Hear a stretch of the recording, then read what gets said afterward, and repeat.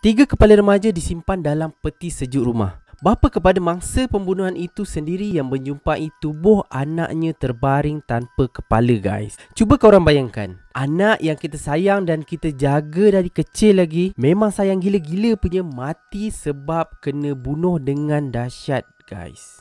Apa yang korang akan buat kalau situasi macam ni jadi dekat diri korang sendiri? Korang pegang kepala anak yang dah terpisah dari badan dan tak boleh dengar lagi suara dia. Suara yang selalu panggil ayah, ayah, papa, papa. Korang cuma boleh peluk kepala je. Ni bukan kepala patung, guys. Assalamualaikum guys, welcome back to Lokman Chapter. Cerita kali ini berkenaan dengan seorang bekas pemain bola sepak dari negara Ghana. Sumber mengatakan dia membunuh beberapa remaja dan mengerat menjadi beberapa bahagian kecil, lalu menyumbat ke dalam peti ais rumahnya, guys. Dulunya dia adalah seorang pemain bola sepak dan sekarang ni dia merupakan pengulas bola sepak paling popular di Ghana. Nama sebenar beliau adalah Richard Gamfi ataupun orang panggil Fireman, guys. Kalau dekat Malaysia ni, kita ada Khairul Fahmi Cik Mat, orang panggil dia Apek.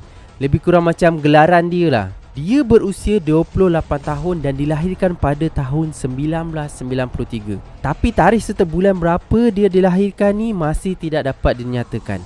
Richard merupakan kelahiran Sunyani di mana tempat tinggal dia sekarang ni, guys. Kejadian ni berlaku pada hari Ahad 22 Ogos 2021. Richard dikatakan antara orang yang terkaya dan paling berpengaruh di bandar Sunyani ni. Kekayaan yang dimilikinya dianggarkan sebanyak $200 hasil daripada karier bola sepak dia.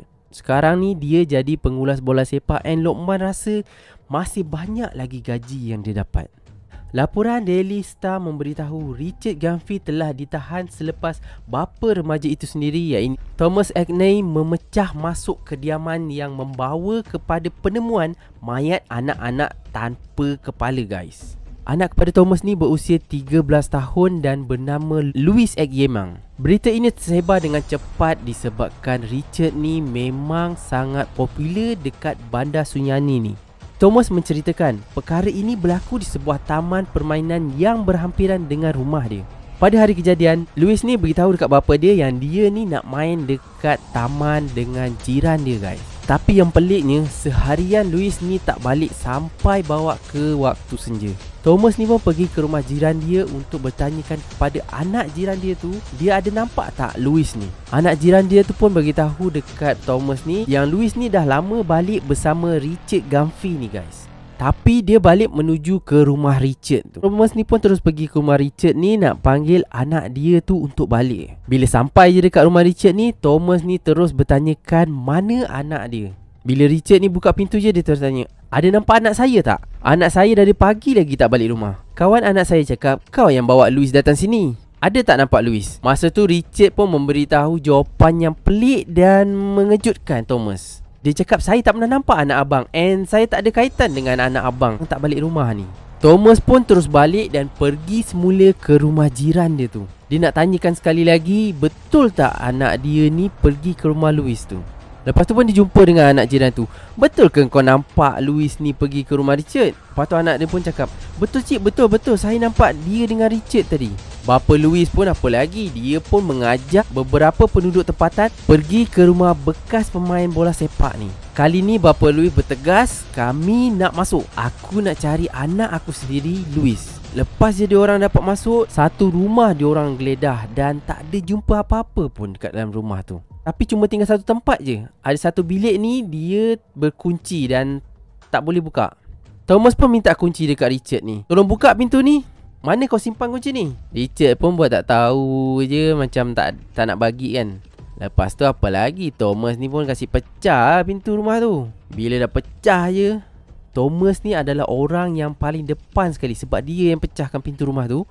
So dialah orang yang pertama yang nampak satu tubuh budak tanpa kepala dekat lantai bilik tu, guys. Budak tu adalah Louis, anak dia sendiri.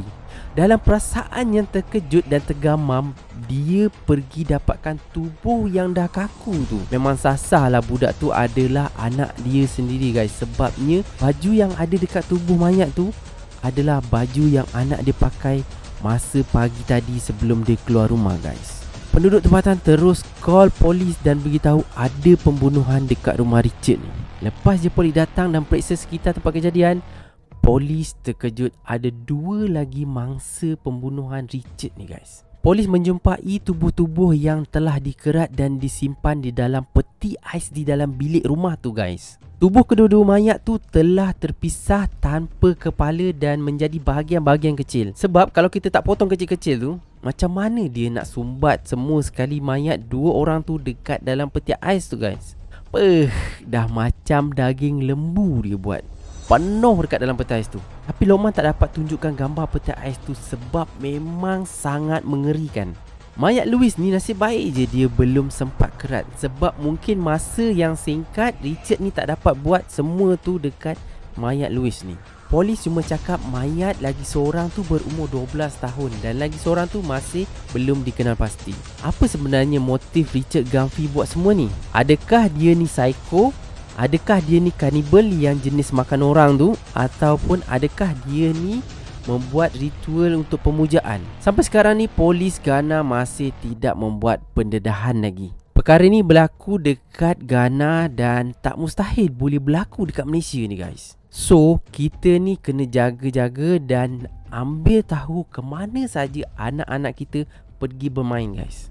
Zaman sekarang ni memang kita tak boleh percaya dekat semua orang. Okay guys, see you the next video. Bye. Assalamualaikum.